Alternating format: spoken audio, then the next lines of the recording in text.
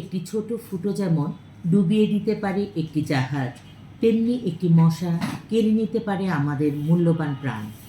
Dengue প্রতিরোধে সামাজিক সচেতনতা খুবই প্রয়োজন।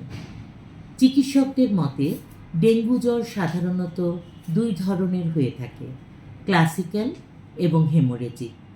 ক্লাসিক্যাল ডেঙ্গু জ্বর সাধারণত 5 থেকে 7 দিনের মধ্যে সম্পূর্ণ ভালো হয়ে যায়। হেমোরেজিক ডেঙ্গু জ্বর একটি গুরুতর অবস্থা, যার জন্য অতি সত্বর চিকিৎসা নেওয়া প্রয়োজন। তা না হলে হেমোরেজিক ডেঙ্গু জ্বরে ডেঙ্গু শক সিন্ড্রোম বা মৃত্যুও হতে পারে।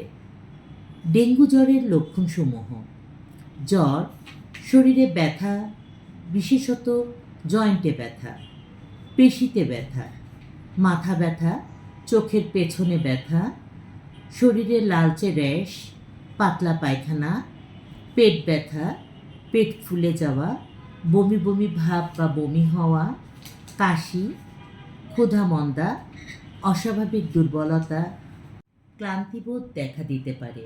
শরীরের বিভিন্ন স্থান থেকে রক্তক্ষরণ হতে পারে, রক্তচাপ কমে যেতে পারে, পালস রেট বেড়ে যেতে পারে। গর্ভবতী মায়েদের, বয়স্ক ব্যক্তিদের ও শিশুদের ক্ষেত্রে বিশেষ সতর্কতা অবলম্বন করার অনুরোধ রইল। ধন্যবাদ সকলকে।